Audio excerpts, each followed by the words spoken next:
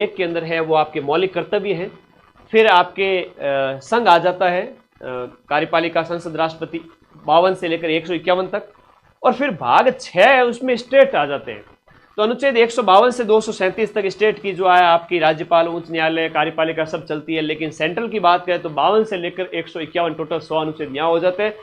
और यहाँ लगभग 80-90 अनुच्छेद इसमें हो जाते हैं।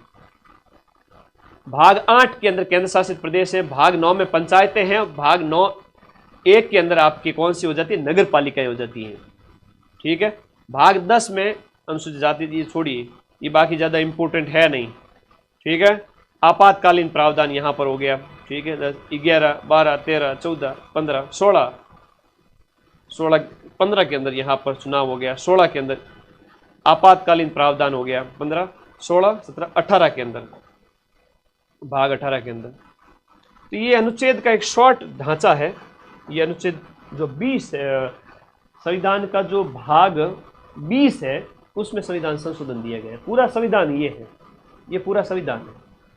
ये पूरे एकदम बढ़िया, एकदम शानदार जो है क्लास हुई अपनी अच्छी। मुझे इस बात की खुशी है, 1 घंटे की। धन्यवाद, tata bye bye. PDF Telegram group में दे रहा हूँ, बाकी बातों से कुछ होना जाना है नहीं। अभी तो 15-20 बार और लाइव आऊँगा एग्जाम तक, शॉर्ट से, यूट्यूब वीडियो से। 1 घंटे में सब कुछ करा दिया। देखो, ज़्यादा याद क्या क्या रखोगे वो मैंने बता देता हूँ एक बार आप लोगों को। चैनल को सब्सक्राइब जरूर करके रखना है ना, ताकि पता चले तुम्हें। देखो इधर ध्यान देना, सबसे पहले बाल गंगाधर तिलक, फिर एम एन रॉय के द्वारा संविधान सभा का प्रस्ताव। उसके बाद में जो है कैबिनेट मिशन की बात करेंगे, जिसके तहत संविधान बनता है। टेलीग्राम ग्रुप चले जाओ, लिंक नीचे दिया हुआ है, पीडीएफ डाल रहा हूँ। कैबिनेट मिशन के सदस्यों के बारे में याद रख लेना। चुनाव कैसे होता है, 10 लाख की जनसंख्या पर होता है। और आज़ादी के बाद में 299 सदस्य रह गए थे। ठीक है। उद्देश्य प्रस्ताव नेहरू का याद रखना, पहली बैठक याद रखना, अस्थायी अध्यक्ष याद रखना, 8 बड़ी समितियों के हेड के नाम याद रखना। उसके बाद में ज़्यादा इंपॉर्टेंट है तो ये अंगीकृत कब किया गया संविधान, वो भी याद कर लेना। उसके बाद में संविधान की अंतिम बैठक, ये आपके 24 जनवरी 1950। क्या क्या अपनाया गया था, सारी चीज़ें, कितने सत्र हुए, कितनी बैठक हुई, मूल रूप से संविधान में क्या क्या था, और ये प्रस्तावना वेरी इंपॉर्टेंट है। उसके बाद में हमारे प्रस्तावना, ये संविधान के अंदर क्या क्या अनुच्छेद है, कितने भाग हैं, संविधान की विशेषताएं हैं। ठीक है। और ये मूल अधिकार याद कर लेना। फिर नीति निर्देशक तत्व, मौलिक कर्तव्य, भाग 4 क के अंदर, और भाग 4 में नीति निर्देशक तत्व। 7वीं अनुसूची में शक्तियों का बंटवारा क्या है, शक्ति विभाजन। बोलो मेरे साथ साथ, अपने आप याद होगा, याद होना पड़ेगा। अनुसूचियां 12, जिसमें आपकी 5वीं, 7वीं, 8वीं में भाषा, 10वीं में दल बदलन, 11वीं 12वीं में ग्राम पंचायत और पंचायती राज। संविधान के स्रोत याद कर लेना, जिसमें मूल अधिकार मोस्ट है। ठीक है। मूल अधिकार, नीति निर्देशक तत्व वगैरह। और इसके अलावा बात करूं तो मैं समवर्ती सूची है, आपातकाल वगैरह, और संविधान संशोधन और मूल कर्तव्य। अब ये जो रसिया से याद रहेगा ना सभी को, धन्यवाद। और ये पूरा ही संविधान बता दिया यहाँ पे। अब पीछे कुछ बचा है तो बता दो, ऐसी क्लास तुम्हें यूट्यूब पे कहीं मिलेगी नहीं। अपने इस चैनल को सब्सक्राइब करके जुड़ जाओ, सारी क्लासें लगा दूंगा, पॉलिटी क्या, हिंदी क्या, कंप्यूटर क्या। रुको, प्लान लीक नहीं करूंगा, बहुत जल्दी मिलता हूँ। थैंक यू सभी का, बहुत बहुत धन्यवाद। अभी एक बार 2 मिनट बात कर लेता हूँ, वैसे भी 1 घंटा हो चुका है टाइम। आप सभी साथी, दिन में भी 3500 से ज़्यादा बच्चे लाइव आए, उसके लिए धन्यवाद, थैंक यू। और कोई डाउट है तो बता दो, 2 मिनट बात कर लेता हूँ तुम लोगों से। वैसे भी वो गाँव कब आ रहा है, वो हमारे गाँव से एक बालक है, मेरे को मैसेज कर रहा है, मैं गाँव नहीं गया। मेरे पिताजी गाँव में, पिताजी ने खूब मेहनत की हम लोगों के लिए, हमें पढ़ाया लिखाया। एजुकेशन का महत्व मैं समझता हूँ। मेरे पिताजी किसान हैं, इवन आज तक भी खेती का काम करते हैं, आज तक भी, अभी भी करते हैं। लेकिन मैंने वो प्रेशर पूरा ही घटा दिया। मैंने कहा अब आप मेहनत मत करो, आप आराम करो।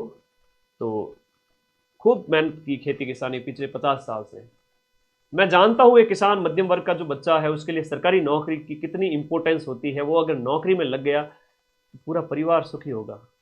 55,000 54,000 पोस्ट के पीछे अगर बात करें, हर एक परिवार में 5-7 मेंबर की बात करें, तो 2.5-3 लाख लोग सुखी होंगे। मैं अगर थोड़ी सी भी मेहनत कर लूँ आपके लिए, बाकी तो आपकी मेहनत है, मैं तो क्या ही क्रेडिट लूँ, लेकिन मैं वो दिन जानता हूँ, वो दुख भरे दिन, वो मेहनत के दिन, माँ बाप कैसे मेहनत करते हैं, मैंने इस चीज़ को बहुत नज़दीक से देखा है ना।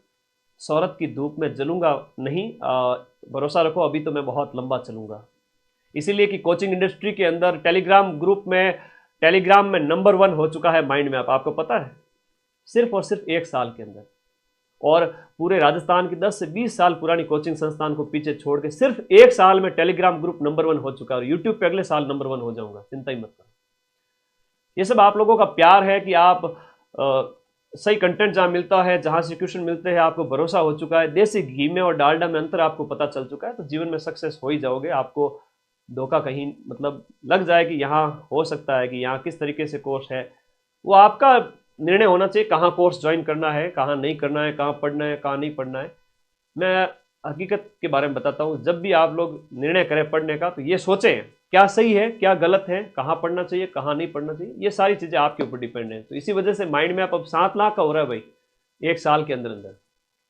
इतने सारे बच्चे किसी भी यूट्यूब चैनल पर आज तक नहीं जुड़े इतने फास्ट। तो ये सब माँ सरस्वती की ब्लेसिंग्स हैं, बाकी मैं तो एक छोटा सा प्राणी हूँ, है ना। ठीक है, एडमिट कार्ड अभी आ जाएंगे,